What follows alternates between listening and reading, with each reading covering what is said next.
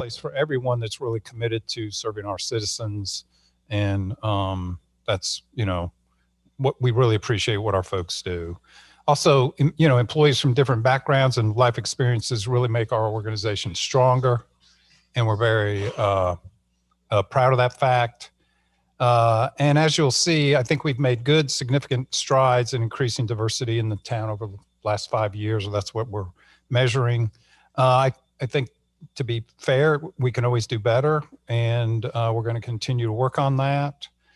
We have great people. Every person that we've hired has earned and is the most qualified for their position. They earn their job offer, they earn their promotion, and they earn their job every day. So with that, I'm going to go over the agenda. And first thing we'll do today or tonight is talk to or listen to our HR attorney, Mac McCarley, to talk about affirmative action, kind of the hiring and promotion in local government settings, really the state of the law today. Then we'll go over the history. Becky and Tanya will go over the history of hiring and kind of the staff support of HR. And then the last thing we'll talk about is kind of plans for staffing, advertising, recruiting in next fiscal year. So if nobody has any questions, all right, I'd like to turn it over to Mac McCarley. Thank you, Manager. Did everybody get the memo that I wrote? Okay, then I'm going to translate that into plain English really quickly. We'll get down to some bottom lines. All right, so when can a town have an affirmative action plan? First answer is if a court orders it. Well, you're not in court, so that's not going to happen. Second, if there's proof of past discrimination. That is a high burden, and it's a crazy one for any town to actually try to do. Going in to prove that you've discriminated is just asking for trouble. So nobody does that. The third way is to have a statistically valid study, generally referred to as a disparity study, that will compare your workforce job by job by job with the relevant labor market and the available labor pool in your area. All right, so I'm going to talk about statistics in just a second. So what does that study have to show to justify an affirmative action plan? It would have to show a statistically significant difference between the number of minority employees in your workforce compared to the number of qualified and available minorities in the relevant labor pool. So you're not comparing it just to your population, you're comparing it to the population available for this job. So if you're looking at, say, engineers, and we were to ask the North Carolina Board of Engineers, what's the minority population of engineers in North Carolina? That's the relevant labor pool, not how many engineers live in Matthews. So you have to figure out what is the relevant labor pool. For laborers' positions, it's probably who lives in Matthews, or maybe a slightly larger area around you. But for some jobs like managers, police chiefs, engineers, it's a different pool, and you have to look at that pool to see what is the available minority component of that pool, and then measure that against your specific jobs. If you use a small section, for example, if you're only looking at your town, then you might have some difficulty. I looked up some census estimates last night for Matthews. And if you were to do a study, here's what I think you would have to be. So for race, basically 9% of the community is white. Black or African American, 10.1%. Now, in the larger metropolitan area, including Charlotte, Huntersville, Gastonia, the SMSA, the number is significantly higher. But if you're recruiting for laborer positions, wage positions, you're probably looking at that number, that 10% number that you measure against. So you have to prove that you've got a statistically significant difference between what's available and what you've got. I'll tell you that the last time I knew for sure how many local governments in North Carolina had a valid affirmative action plan, the number was 0. It's because they're expensive, they're difficult to do, and typically they will end up proving that you're doing fine, except on, for example, in this part of the state, Hispanic workers and Asians. They don't end up showing generally what people think they're going to show, but yours might be somewhat difficult, and I understand that your HR director is going to talk a little bit about your statistics later. Is that correct? Tanya's nodding yes. All right, so the next question is it okay if we had some sort of hiring plan or preference or desire based on wanting to have role models in our community? And the answer to that is a pretty resounding no. The only case that has approved that is a case that dealt with a police department in a very diverse city. And the judge in that case, which was in the Seventh Circuit, not the North Carolina area, said it's possible we could approve that for a police department where there really is a relationship between the policing agency and the community they're policing. And now proportionality matters to us in a way it does not in other jobs. There is no case in the Fourth Circuit that approves that. And in fact, the Fourth Circuit has ducked cases on this matter. So we don't have any guidance that matches Fourth Circuit, which is the circuit North Carolina's in. That would be controlling law for us. So next question. How do courts and judges judge a race-based plan or a race-based decision-making? And the answer is because it relates to race, which is a constitutionally protected issue under the 14th Amendment, they apply what's called strict scrutiny. 2 tests for strict scrutiny. First, what you're doing has to be in service of a compelling governmental interest, not just a rational, it would be good, compelling governmental interest. And secondly, whatever you do has to be narrowly tailored. And by narrowly tailored, they mean the narrowest thing you could do to accomplish the compelling governmental interest. In practice, this test is almost always fatal to whatever is being challenged and judged under the strict scrutiny standard. So it's very, very difficult. So last question, can the town make race-based decisions without an affirmative action plan? And the answer to that is no, you can't. That is a outright violation of the 14th Amendment and of Title VII. The rule we start with is you may not make decisions on the basis of race. That's what the 14th Amendment says. It came out of the Civil War and the Reconstruction Acts. So the rule is you cannot make decisions on the basis of race, but we have carved out an exception for affirmative action in these very, very narrow bands.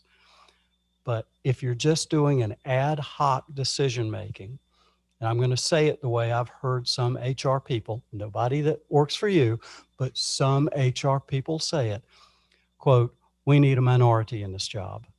That is a blunt violation of Title VII. You just can't do it. Now, if you look at a broad, now I'm going to step a little bit out to the edge and say this is a mixture of my professional opinion and my personal opinion. Fair enough? Okay. I'm not a believer in the notion that if you've got 15 applicants, you can rank them numerically and line them up from best to worst. My personal view of it, after a long time of working in the field, is that it's more like a big circle. And somewhere in there, there's a jagged line that divides the people who aren't qualified for the job and the people that are. But in that grouping of people who are, it depends on the job. If you have a department that's been failing for a long time, being a turnaround artist might be the thing you really want. Well, that person might not have scored the highest on the test, but that person might be exactly who you need to turn around a department. So it's a different view of qualification. It's a broader view of qualification.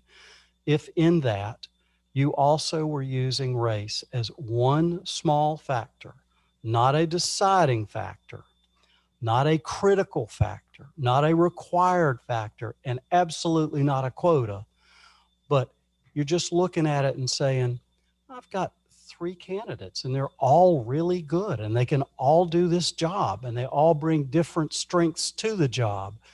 If you also use race as one small factor in that decision, I think that you'll get by. You'll be fine. It's when it becomes the deciding factor or a scale tipping factor, like adding points automatically to any minority applicant. That's the stuff that will get you sued and you will lose. There's the plain English version of it. Questions?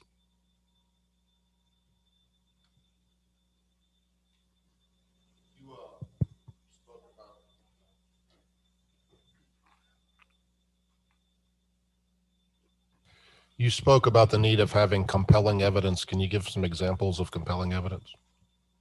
A string of losses in Title VII lawsuits, where there's just case after case after case where courts and juries have found you liable for violating someone's rights on the basis of race. Okay, thank you.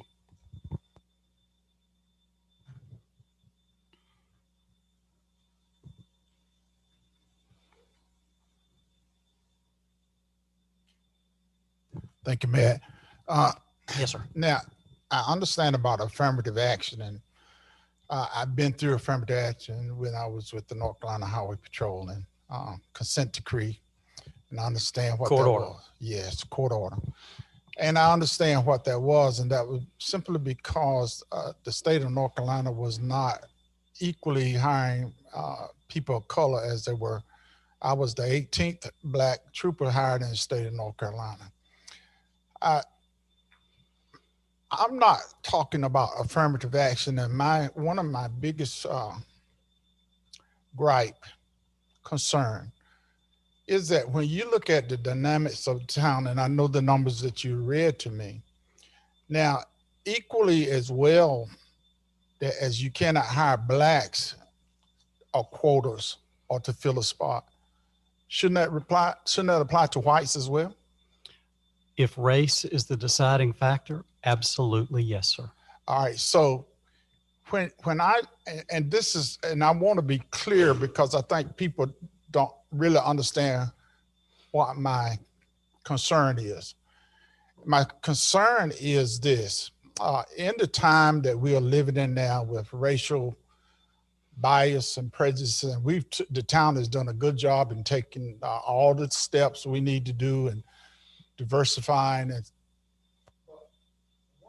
things that I, as a black man, has found out that race is not just because of color, but you can do economically holding people back. So when I look at these numbers of the town of Matthews, and I tracked it for I think you're doing the 5-year base, and I see where we come from. I think when I first came here, we had like 135 employees. I think we're up to now maybe 165. And when I look at the pool of blacks and minorities in the town of Matthews, and that's because I live here, and I have a great concern because I learned something when I went through diversity with the Highway Patrol, and I learned what not to do to make sure we don't ever get in that situation again.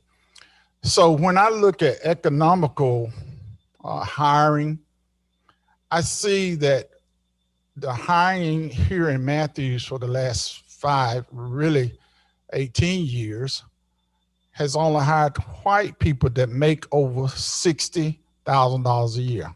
Not all, but if you look at the numbers today, and I looked at the numbers today, I think those that make over $60,000 is like 33 employees.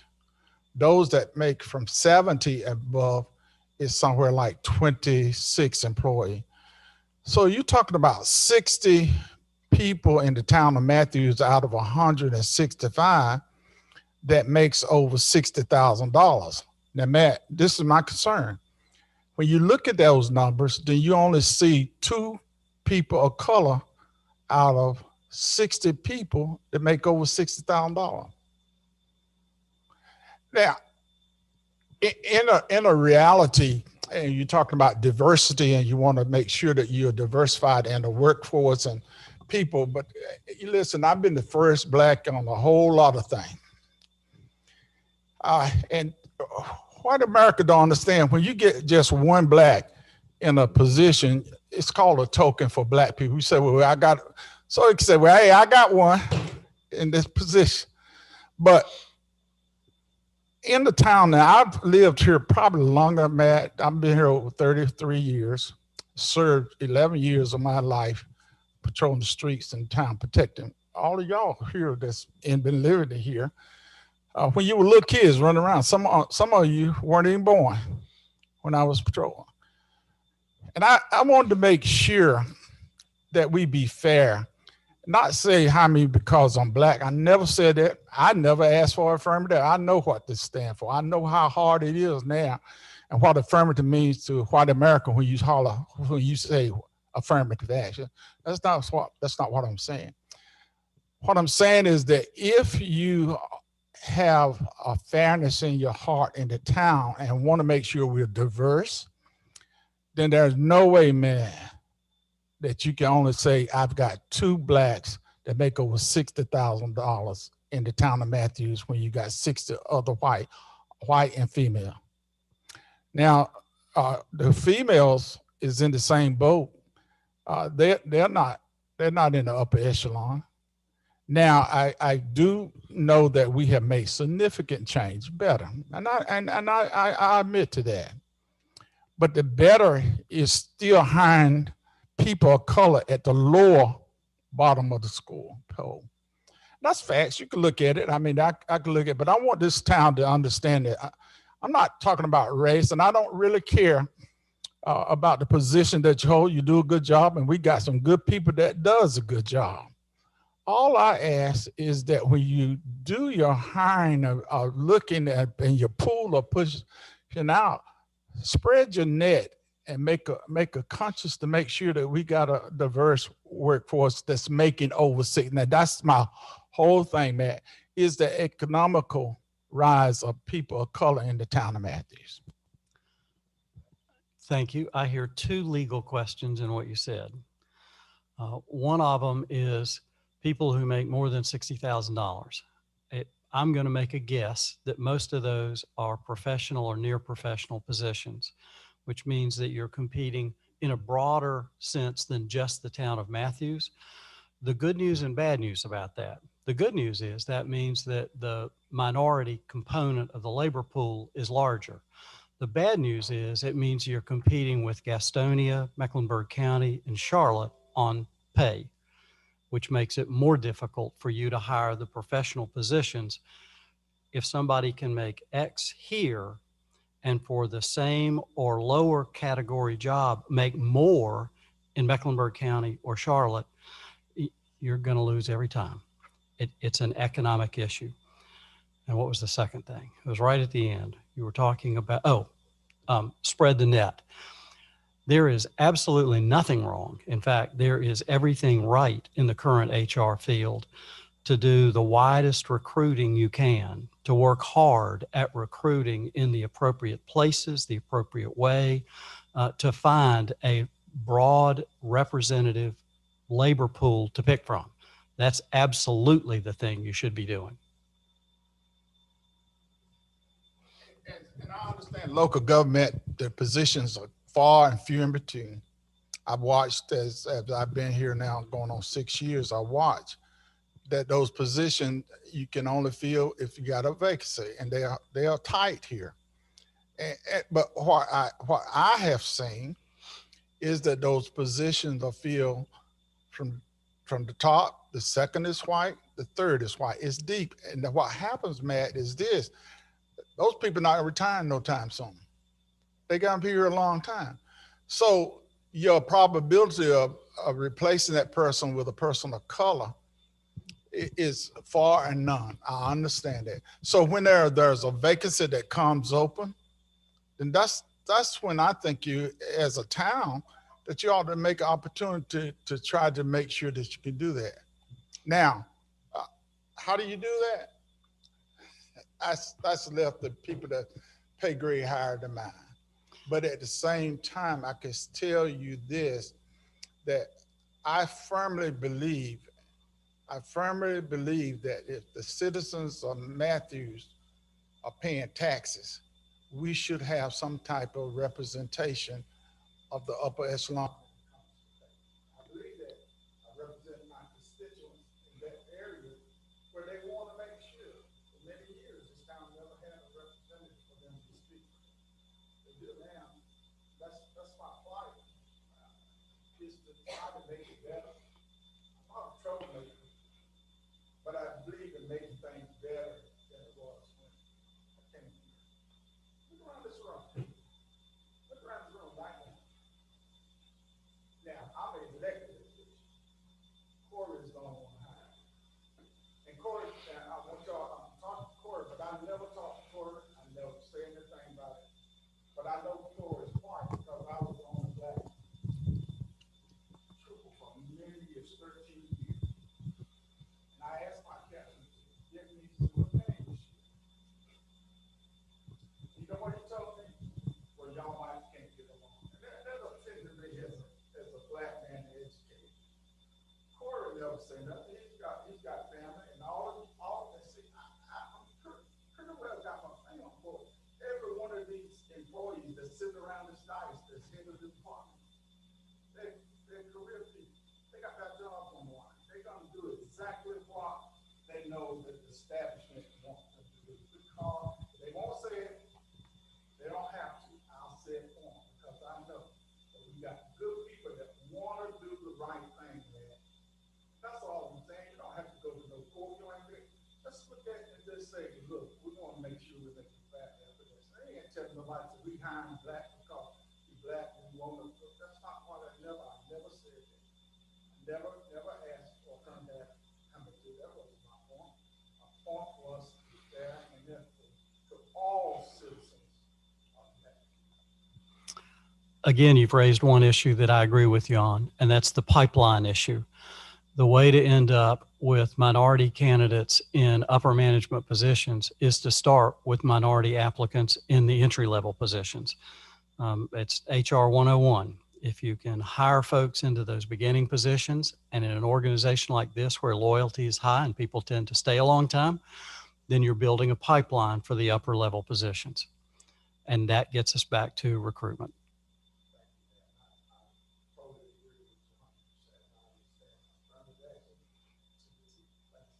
Yes, sir. Any other questions for Mac? All right, thank you, Mac. All right, so Tanya, you're going to go over kind of the history. Were you and Becky? I'm not sure how y'all. Or Becky's going to start. Okay, kind of the history and evolution of. Thanks, Hazen. So when this topic came up a little while ago now, we were asked to pull the EEO statistics for the last few years. And we've done that, and Tanya will talk about that in just a couple minutes. But we wanted to make sure that the entire history and evolution of where the HR department has started from and how it has continued to grow and evolve every year related to advertising, related to recruitment. We do think that that is an important part of the story when we look at where were our statistics a few years ago, where are our statistics now, and where do we hope to go in the future. This is something that, Tanya will talk about more, where we do feel like we are maximizing the available staff that we have in these areas. But we do have very limited staff who are supporting these functions. When I got here in the beginning of 2016, I was the HR director. And I remember having the conversation with Hazen that he expected that being the HR director would take up about 20% of my weekly duties. And it surprised me a little bit to hear that. I was interested to get in and realize that. And what kind of quickly became apparent, because I do have a background in HR, was that the town did need more centralized support than what a 0.2 FTE HR director can get you. But funding was not there to just go out and hire an HR director. And an HR director is also not a recruiter. Recruiting and advertising is going to be a small portion of the many duties that they accomplish. And so, we don't intend to necessarily go through each of these areas line by line, year by year, so much as we just want to convey the general evolving, the adding that you see every single year as the HR director came online. We first had an HR manager. We then reclassified the position to HR director in 2018, and how things have kind of taken off from that point to where, advertising, our budgets have not gone up significantly, but they have worked to really maximize where they are advertising when we talk about casting the net. So the work for where to cast that net really started in this current fiscal year. So at the beginning of this fiscal year, which was actually in 2020, HR started funding advertising in a multitude of diverse publications for all of our positions.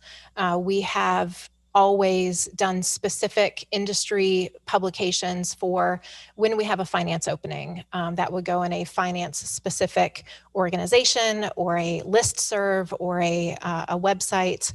But some of these are capturing all of our openings. And so the funding that is in the 22 budget is to really formalize that advertising effort that has already been underway for 12 months. On the recruiting side, I know that the police department has certainly done a wonderful job, but that has also been an evolution. Back in 2016, they had somebody who spent about a quarter of their time in this area.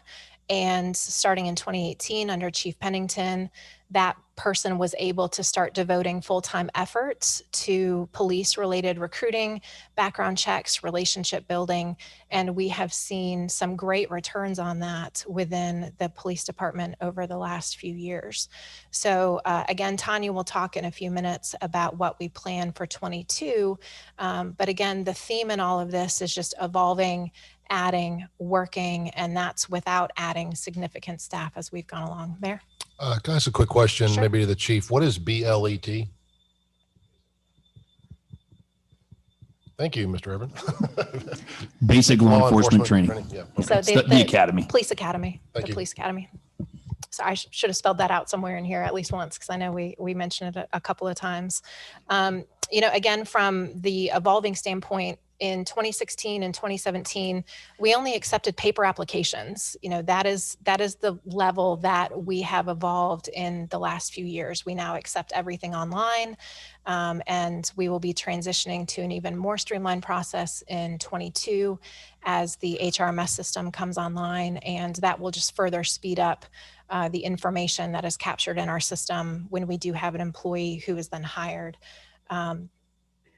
For the selection, makeup, and interview panels, we have come from an incredibly decentralized process where it was really driven by the departments. They were involved in the selection of who was interviewed. HR representation was hit or miss. And even in my early years, just from a capacity standpoint, I attended as many interviews as I possibly could, but I couldn't make all of them. So there was not that HR consistency across every panel. That is now solidified. There's an HR rep in every single interview panel that we have, whether it's Tanya or one of her staff members. And so you have that consistency, you have the legal framework that we think our departments do a great job, but it's always better when you can have somebody who understands HR law, keeps things legal. Sometimes a candidate will say something that you need to reel the conversation back. And so again, that consistency is very important. Racial diversity on the interview panels is also very important.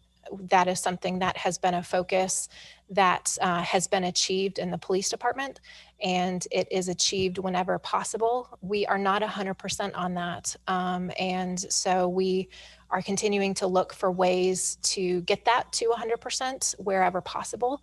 But wherever possible, it is currently in place. Okay. I may be jumping ahead No, here, go but in the recruiting budget numbers, there's an outlier of 2018 where we spent $8,000 and then we went back down to 3,000. What's the reason for that? Sure. So that was the budgeted number that year. So when we set the budget, we had turnover in the HR director position. We knew that, or excuse me, in the HR manager position, we had it reclassified to HR director. And so we put additional dollars in that budget, expecting that it would be able to be spent in that fiscal year.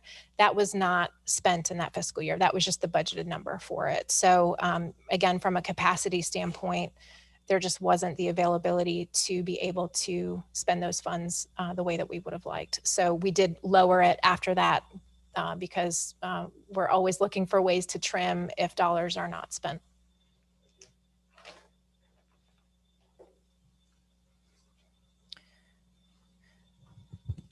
So I'm going to turn it over to Tanya now. If, certainly encourage you. I know that some of the text is a little small. If you look at it on a computer, you can zoom in and see that in more detail. But again, we want to just make sure that as we talk about where we are today, that we have a good understanding of where we've come from. And we do feel like the available budgets, the available staff that we have put toward anything related to hiring is an important part of the conversation that we wanted to make sure was put on the table to be able to discuss. So with that, I will turn it over to Tanya to talk about the EEO data for the same time frame. Thank you, Becky. So as Becky's covered with you, we've done a lot of changes in the last 5 years with regards to HR. And the chart that's on the board right now is a summary of year-by-year data as of January 1st of each year, showing the progress that we have made. So if you compare the January 1st, 2016 number, the racial minority percentage was 9.9. As of June the 10th, which was last Thursday, we sit at 15.95 across the organization. We feel that that's, showing great forward progress. As we've said a couple times, that doesn't mean we stop what we're doing. Means we continue doing what we're doing and continue to do more because diversity is very important to the organization and keeping us producing the best work we can possibly produce. Any question? Yeah, I have a question. Okay. And do we have this information where the police department is not a part of the total calculations? No. With, I think, as we've had this conversation over the past year, we've heard over and over again from Commissioner Whitley that the police department is doing a great job reaching out. They have a police officer who functions as a recruiter and can make a broader effort to recruit. I think looking at these numbers without the police department would also be a helpful perspective. So if you, behind this summary chart, there is year-by-year data.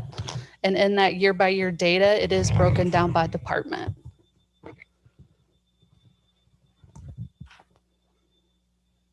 I understand. Is that okay? I understand that. I'm saying for the entire town, excluding the police department, what are our numbers? I see it broken down. I'm saying if one department is doing a great job, then it doesn't show us where the needs are in other departments.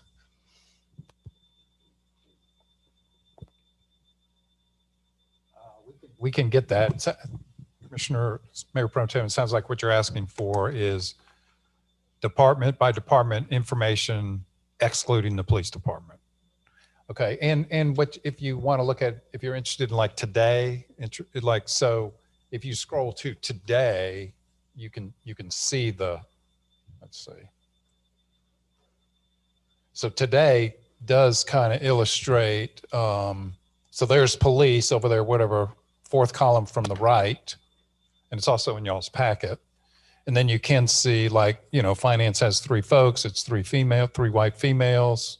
You see, you can see the departments, but are you saying you'd like to see it separately for, like, on a percent basis as well?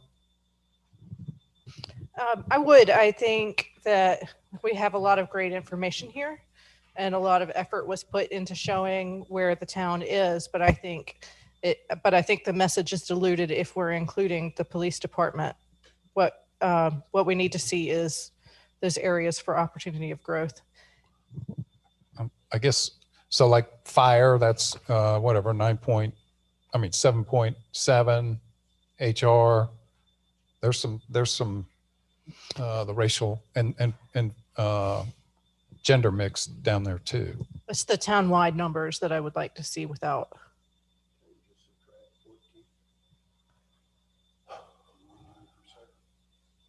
We'll get that to you.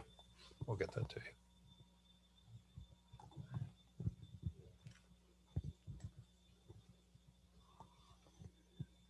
So we didn't plan to go year by year. If you would like me to, I'm happy to. But if not, I'm going to kick it back to Hazen to talk a little bit more specifically about some current data. Okay, to kind of talk about what Commissioner Whitley was talking about, we have that as well. And so up on, I don't know, third or fourth from the end, or it's on the screen, whatever's easiest for you all. But so the top, Lori, can you scroll down like one little click so we can, so the top there is EEO data, there you go, for the town as of whatever, Friday, I guess, Thursday. So there's the data by administration, department head, supervisor, employee, and then the town-wide numbers. So then we've also broke it down by salary bands, and I think this is what Commissioner Whitley was talking about. And we do have work to do in this area. I don't really know how else to say that. It is interesting that generally speaking, a lot of those positions are going to be department head level positions, or there's certainly some that are promotional positions within police and fire, which typically you promote, well, probably all over town, but in particular in these quasi-military organizations, they strongly recruit from within and they promote from within. And so the good news, I think, in what our chiefs are doing is we're trying to diversify those both workforces so that over time is going to be a good thing as the organization, whatever, matures, and where we have more diversity in entry-level positions, that those folks will make more money over time. I think the key with the department heads stuff is this cast the wider net that we touched on earlier. We had a diversified hiring process until 5 years ago. We brought it more and more in-house. So we really do need to figure, and then of course we used to have kind of this rudimentary paper system. Now you can do a lot of online stuff. It's much easier to apply online. And then what we want to do is reach out and find those folks. And I don't want to steal too much of Tanya's thunder after this, but one of the things we're going to do with each department is to talk about each position and find out where should we go to recruit folks, diversified, in a diversity sense, folks to fill some of these positions.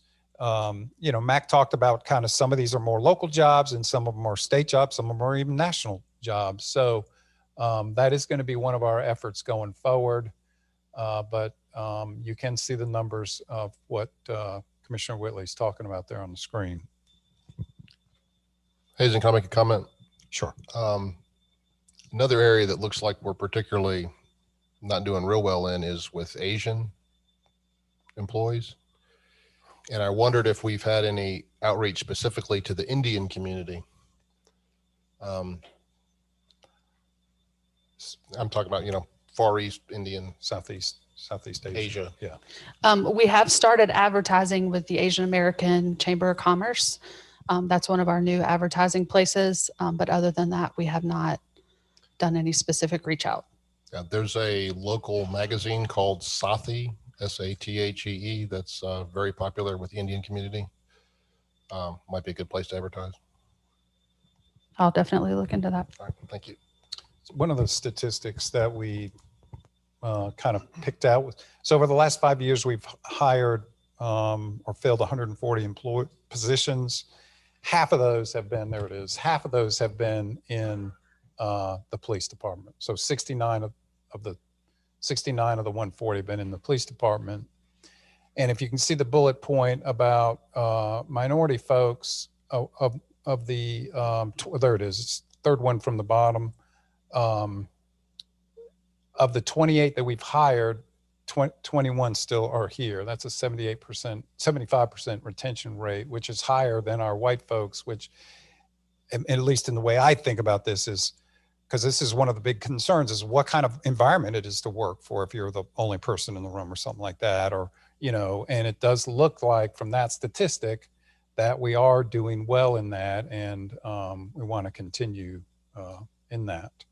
I tell you, the other thing that I do think, particularly with the department head level position, is we are not a market leader in pay, and highly sought after candidates can command top dollar and, the market range. Now, we're very proud of our organization. We feel like we treat folks well. We think the board listens and respects the staff, but there is some headwinds on that kind of recruitment. I have another question. Do we have a goal or goals for these milestones? I have no. So how do we know if we did it or we're?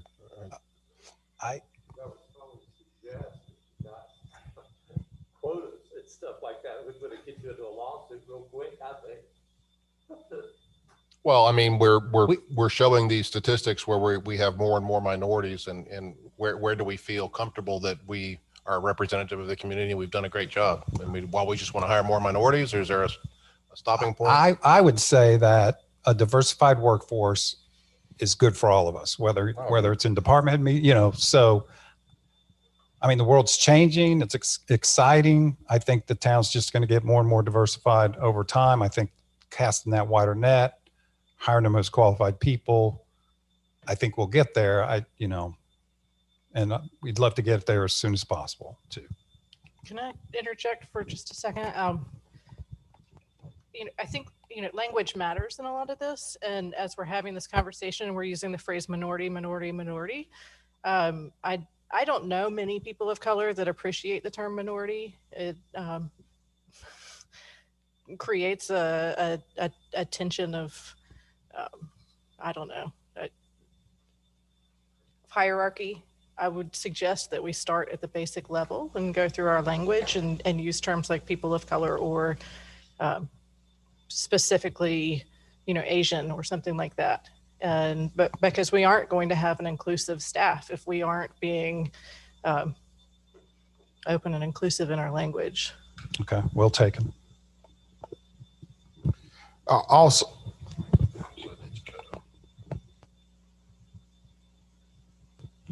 okay, can you hear me?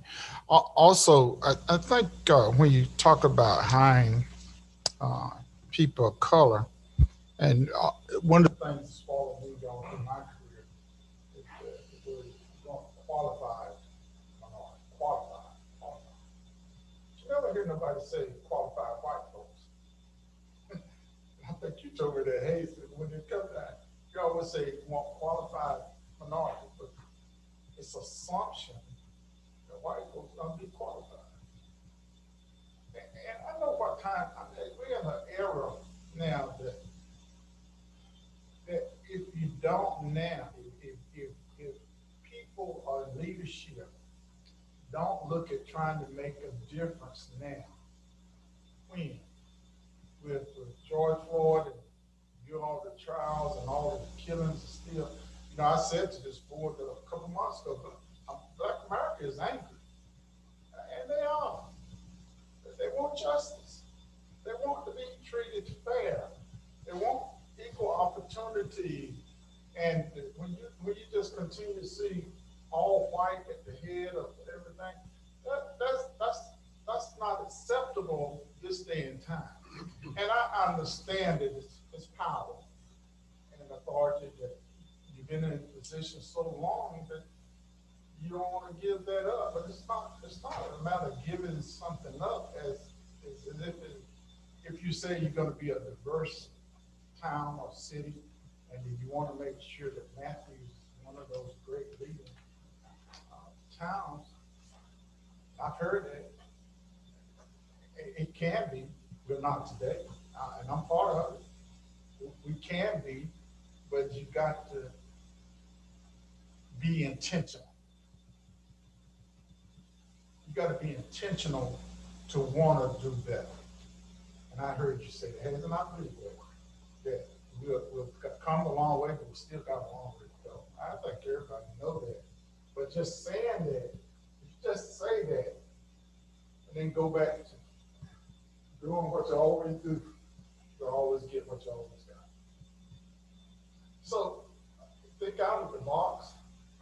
Think of the time that we are living in. Look at your departments. Young people, I know everyone in the head of these departments. Everyone. I study, I know you, I talk to you. That's what I do. I don't hold any resentment against you. I don't think I've never lost my cool but one time in the time that I've been here. But at the same time, look at your department and be intentional. Be intentional to make sure that if you're going to tax people in town of Matthews, all people of color, then give us some representation as well. That's all. That's not saying I'm gonna hide this black, but being intentional in making sure that when you look around this room, 5 years ago I ain't in this room. Same picture today. That's right. It might be some different faces. I remember Becky, and Becky, when she came here, she was bright-eyed, bushy-tailed, and ready to get at it. And then she just said a few minutes ago that Hazel dropped the HR on her. And what she wanted to do, realize, and I was one of the ones to push for HR department. Because I know you can't have a town decide about HR and keep us out of trouble. And we've done a good job. We've done a good job. Just be intentional and make sure we continue to do those things that is going to reflect the whole town. Yes, sir. If I could go back and maybe answer my own question that I just asked a few minutes ago, where I think, just speaking for myself, we would be successful in this realm is if the makeup of our employees looked a lot like the community and the greater metropolitan area, maybe not exactly like Matthews, but close to the greater metropolitan area. But also when we would have and we're not too far away from that in some cases right now, but also have a good spread of people of color and other things at all levels of the organization. I think that's when we could say we were successful, and we're not there yet. Okay. I want to give one more shout out to Clark. Clark and I probably have talked more, and it's police because we're police officers. We understand police talk, but Clark was involved in affirmative action up in Virginia. And we understood we know what that was. A lot of you don't, but we know what it was. But see, Clark, when you came here, and Hazel did a good job in hiring Clark. Clark had made the town of Matthews, and not offensive to none of y'all, but Clark had made the town of Matthews look good. And he hired a recruiter to help recruit. Now, what the town did is you hung all your hats on Clark and for Clark to make y'all look good. And Clark has done it. He's done that. He has actually went above, not the thing that I minority population in that. He looked at the whole county of Mecklenburg County and started recruiting and hiring. And you had some old employees in the town, the police department, they didn't want to get promoted. That's all right. And so they couldn't go up, and so they could have been in position to be these captain lieutenant now, but that was their decision not to go up. But at the same time, Clark has hired consistently hired people of color and females to try to equal that balance. He just hired a Hispanic young lady too. Very much needed. Every department now needs a Hispanic speaking person. I got a little granddaughter, she's 7 years old, and she's in all Hispanic class. I mean, everything is there. And I was talking to her yesterday, she's leaving the summer camp. I mean, nobody speaks English in the class. This is her second year, she's in the second grade, speaking all Spanish. She's starting to get it, but she's having a difficulty because she's trying to get it. But I encourage her, I said, you learn this as best you can, because if they want to come, she'll be in a position that people will seek out. But I took my horn for Clark because he looked at the big picture and tried to make sure that he has people in every position and make sure that people line up, that when a position comes open, that it can be filled. But not that's all white, but minorities as well too. And that's their step that they have to get in the process. You can't get promoted if you don't get in the process. I understand. And hopefully with the base that he has now, he just hired another black female and replaced a sergeant, minority sergeant from Michelle's position, and that's a good thing. And I'm very happy with that. And Clark, thank you for the leadership, the ability of the town, and for what you do for the town. So quick comment. I appreciate what you said about the police chief, but I do want to say, Commissioner Whitley, that other folks in the town are just as committed as he is. It's just different organizations. 50% of all our vacancies have come out of that one department in the last 5 years. So we are committed. We understand diversity. I think the key is going to be casting that wider net, and I think you'll see continued progress over time. And I understand, because HR is only how 3 years old, and you had it takes time to develop that and build it up. I understand that. Tony's done a wonderful job, and I'm not, when I talk about Clark, I'm not throwing light on nobody else. I'm just saying that Clark is I don't think all the burden should be on Clark or the police department in recruiting and making sure that it should be a team effort. And I know y'all are very close to Clark. I heard you talk about it. I heard you talk about whatever. But at the same time, you got to recognize who's leading the way. And I heard Clark 2 years ago set a goal and a purpose for that. I heard it, but the mayor asked. I never heard the town say we have a goal that we want to accomplish and want to make sure this happens. Well, just make one comment real quick. I agree. Clark's doing a great job, but to be fair to some of the other managers in the room, it's more difficult in some of these planning. For instance, I don't know what the racial makeup of all planners are in the U.S., but there's probably far fewer African-American planners than there are African-American police officers in the pool. So Clark is leading the way, but he's got it probably a little bit easier than some of the other folks, but the goal's still got to be there. Agree 100%. If you were about to answer one of Larry's questions, go ahead, because I'm going to go off topic for a second. I guess the only thing I would say is I don't think the police chief set a % goal. I think it was more in general terms of diversity is good. I think other folks would say the same thing in this organization. It's, there's, we hire one-offs many times. Rarely do we don't have a fire academy. We have to hire people that are certified, both EMTs and firefighters in our planning department. We don't have entry-level planning positions. We have it's 2 years experience. You know, we just don't have one of these large organizations where you can have these entry-level folks come in, spend a couple of years training them up, knowing that you're going to have 20 people or 30 people retire on the other end, and just kind of keep that flow going. But I can assure everybody in this room that we want to cast that wide net and make this organization reflective of our community. So my question goes back to one of these first pages on the budgeting aspect of it. So we're proposing in this year's budget to add $30,000 more in advertising.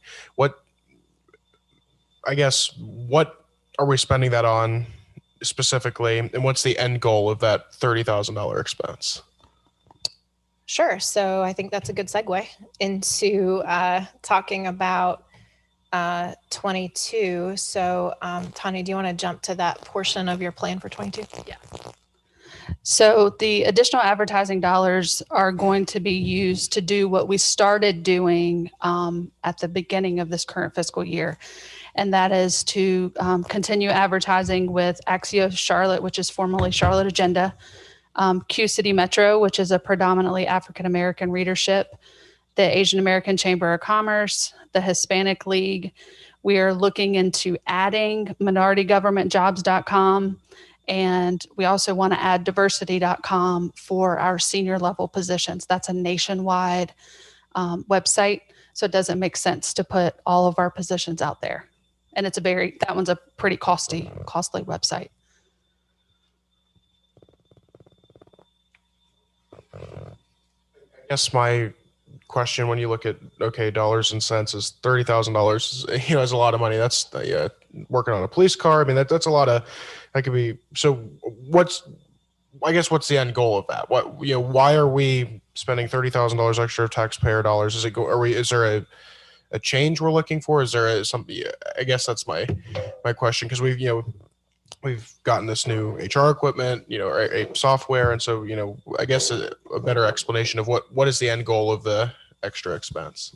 Okay. So we're, again, casting the wider net. So getting the information out to a wider group of people about our jobs. And our research has shown that these are good places to advertise. It's going to take some time for us to understand if we're getting a return on those. Because not everyone tells us exactly where they learned about our job, even though we ask for that information.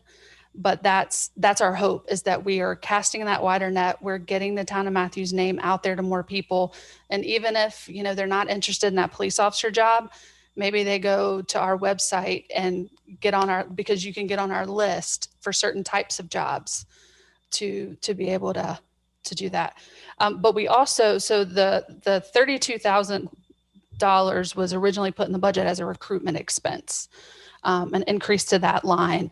And talking about it, it was really more of an increase in advertising, but we are also going to do things that are more directly tied to recruiting. So we're going to create a recruiting and marketing video that's going to talk about the town of Matthews, talk about what it's like to work for the town of Matthews, highlight our benefits, because we do have some good benefits when you compare us to our other localities around us. We don't compete as well as we'd like with pay, but we do pretty good with benefits.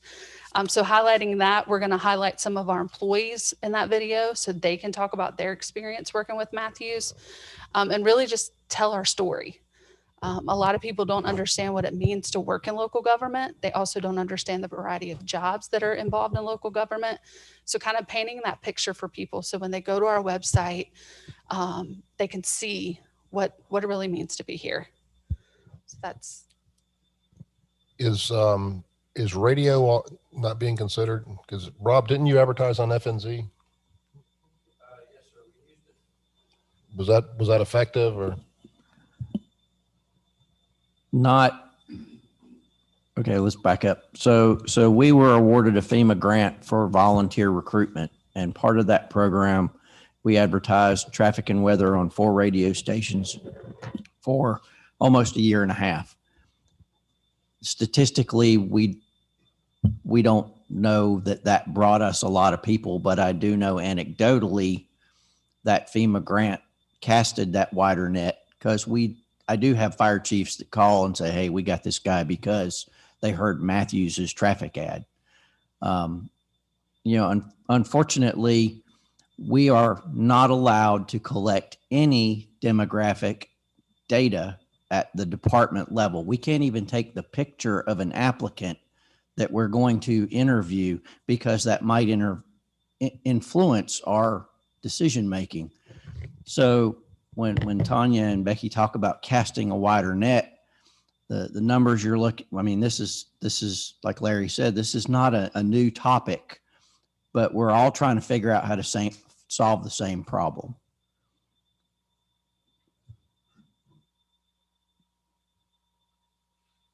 So Ken brought up the this $30,000 difference, and that, so you're saying $30,000 covers adding 3 or 4 job listings plus the recruitment video, or does it include hours at the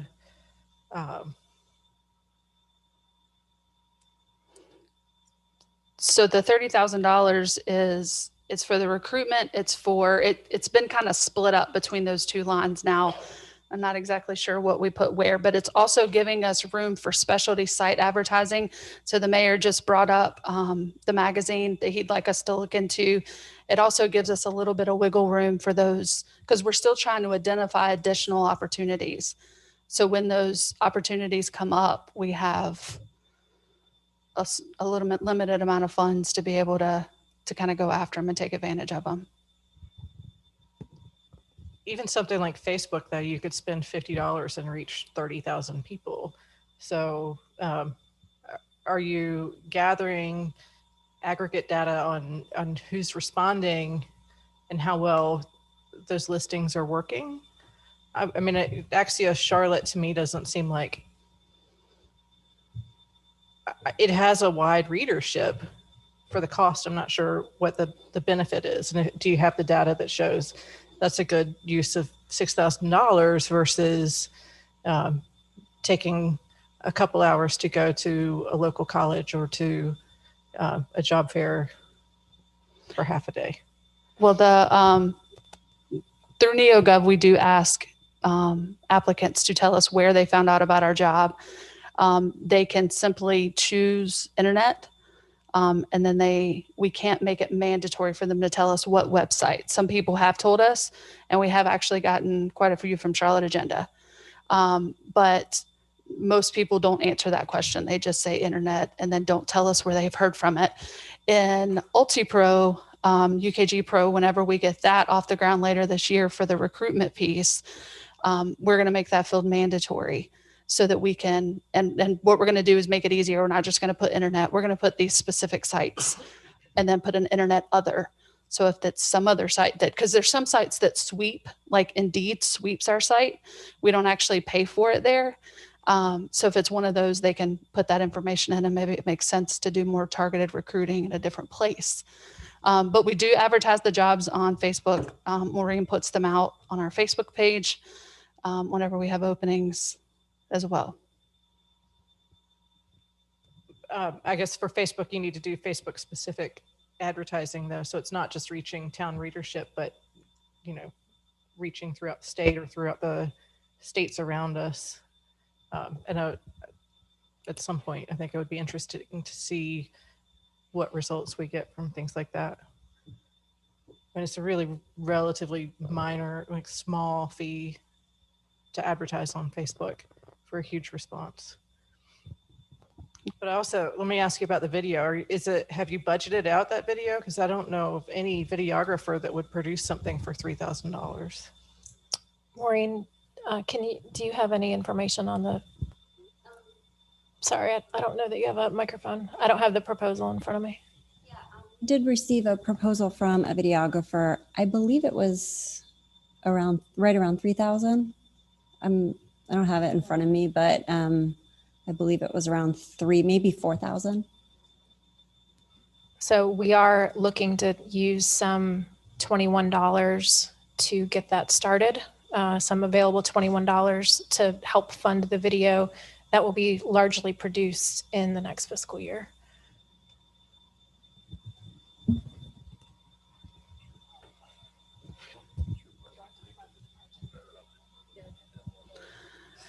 One other thing I want to talk about that we're going to start, Hazen talked about it a little bit. HR is going to reach out to all departments, and we are going to develop a recruitment strategy for each of our positions. So we're going to talk to department heads who are the industry experts in their fields to figure out where we can be advertising. We can reach out to other municipalities, find out where they advertise. And then we're going to work really hard on building relationships with high schools, community colleges. There's a trade school, a trade high school in Monroe that might be a good pipeline for some of our trade positions. So we're going to really focus on HR obviously has limited staff. We've talked about that over and over and over again. So we're going to reach into the departments to try to get some help with this. So if we build a relationship with, let's say, CPCC, and maybe we can have a couple of our landscape crew members go speak to a horticulture class about what it means to come do landscape work with the city of Charlotte. So then that burden's not on HR. I'm sorry, the town of Matthews, as I'm looking right at the mayor. We don't want to send No, them there. I'm sorry. Mac's here with me. It took me back a little bit. So what it's like to work for the town of Matthews from someone who's actually doing the job. I can talk about our jobs, but I can't talk about them as well as the person doing it. So that's our next, I think, kind of big thing that we're really excited about is really bringing the department heads in to help get involvement. And because I do firmly believe we have a very good group of department heads and that this is important and a priority to every single one of us. I really, really do. And hopefully with this different approach, because again, we're all trying to figure this out.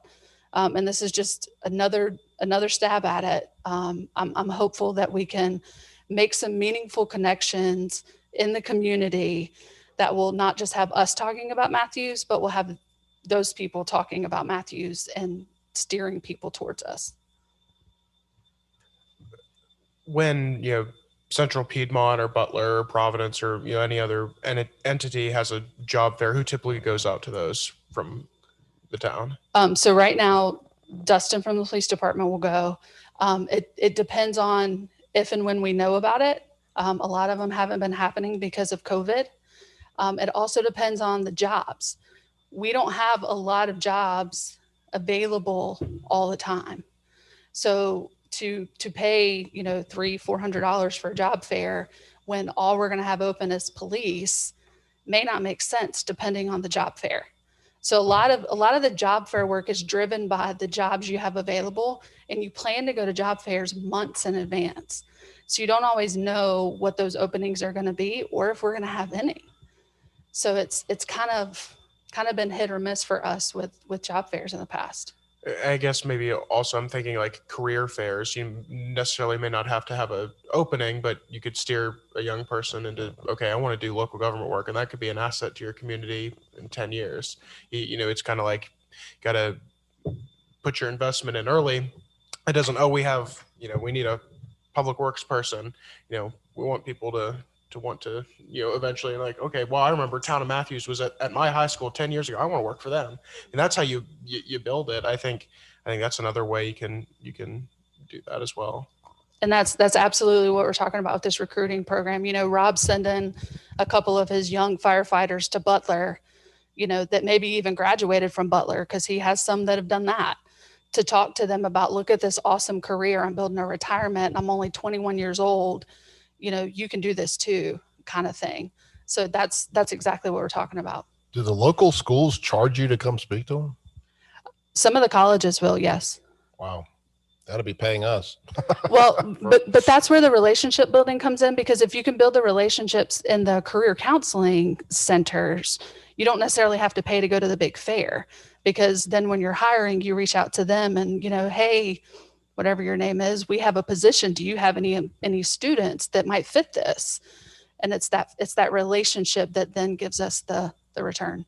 Well, I really do like the idea of sending folks that are actually doing the job to the job fairs. I think that's a great idea, because they can ask really in detail questions to the guy or gal that's actually doing the work. So that's a great idea, I think. Also in recruiting, in recruiting. When I was in A&T in my senior year, the Highway Patrol sent a black sergeant to recruit for minorities for the whole state, Richard Holden, who ended up being the colonel. And he was my homeboy. We lived 6 miles, grew up together. But you got to send some minorities in recruiting so that you can hear the voice of minorities saying how good it is to work for Matthews. You know, and I know Officer with the police department, he does a wonderful job. But if you're going to recruit, if you're actively seeking minorities, then they want to see a person that's a police officer that's doing that job, or somebody in another department that you're going to put Matthews at the best light, that you want to make sure that, so that, now I was comfortable when Richard came to A&T that I could ask some questions about Highway Patrol. And Richard was the second black Highway Patrol hired in 1969 to the Highway Patrol. But at the same time, we got good officers that I really think there should be just a full-time recruiter for the town, not just for the police department. He could come out of the police department, but you got to be active, have his position part of that could be active recruiting so that people can see that.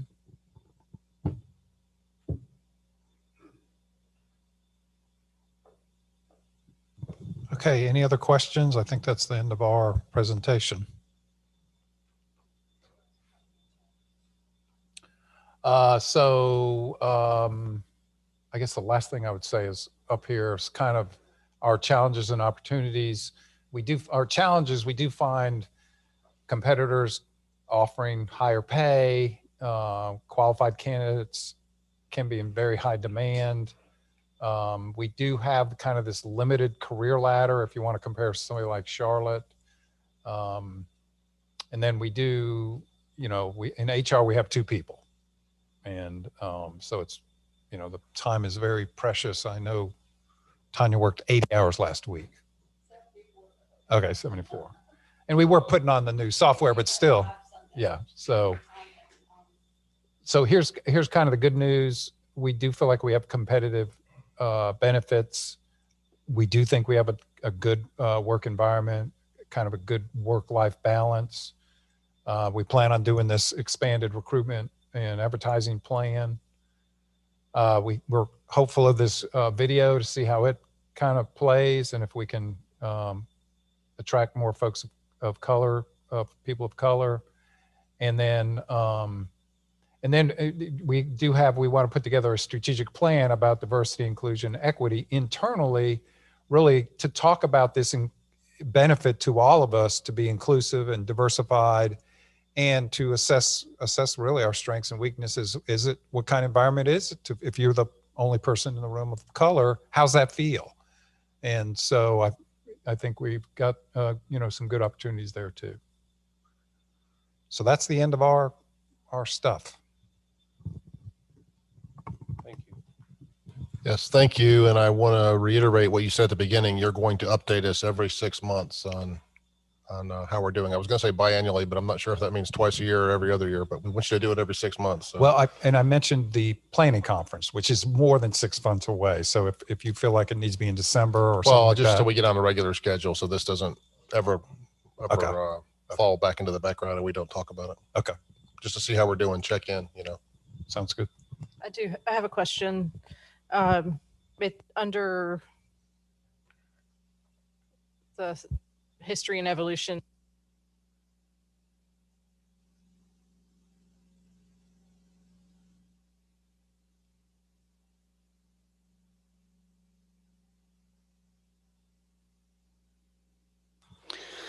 So we try to be, we want the industry experts on the panel.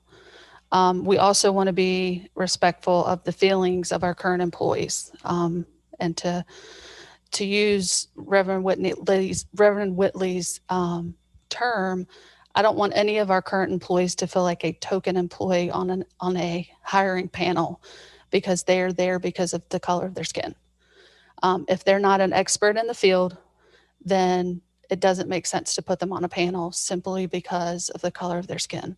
So where we have the opportunity, we do it. So for example, we just hired, or we just did interviews for a landscape maintenance worker. We have an African-American landscape maintenance worker. We put him on the interview panel because that makes perfect sense.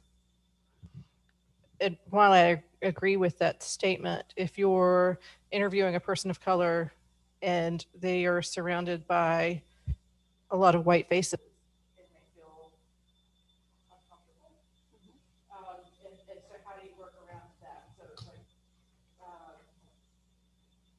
has the town ever tried doing blind applications, or is there a way to contract with hiring experts who could come in and interview? I mean, what's the solution there? Because I'm not sure. No, you don't want to tokenize anybody, but we also need to be aware of what the perception is walking into town hall. Yeah, and I understand that. We have not looked at bringing in outside. We do bring in outside for certain positions, for higher level positions. We do bring outside assessors in or outside interviewers, but for the lower level jobs, we don't currently do that. We are going to, so currently, before anyone serves on an interview panel, they do sit down with HR and we talk about kind of hiring 101. What can you do? What can't you do? What do you need to be aware of? We're going to formalize that. That's also part of the plan in 22 is anyone sitting on a interview panel is going to have diversity and interviewing training. So identifying biases that typically come out during an interview and how do you handle those? How do you recognize them in yourself and then overcome them? So I'm trying to identify that training right now. I've got a couple that I'm getting ready to go through myself to see if they make sense for the organization. So we're going to start doing that as well. As far as diversifying the panels further, we just have to continue to move forward with the efforts to get more people of color in the organization and representation across the entire organization to be able to do that.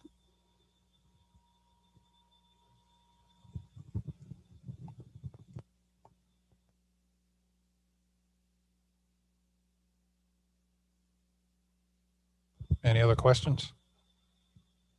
I'm just going to make the comment. I know Becky and you have both told me, I forget what the number was, but the assessment panels are very expensive, right? About $20,000 for, I mean, that may be way overkill for hiring a landscape technician, but for some of our higher level jobs, that's what we pay for an outside expert group. I mean, I guess that's where partnerships come in. I mean, I Sure. think there's always a solution. If you want to look for it, you can find it. So again, like the quad is always a good, somebody that I lean towards, and maybe with the county. I don't know. It's not my realm, but I do think we need to be aware of the environment we're creating when somebody sits down for an interview. Well, the idea of working with the other towns is good. I don't know if we've done that. That might be an opportunity.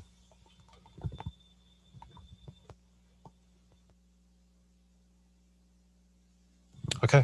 Anything else?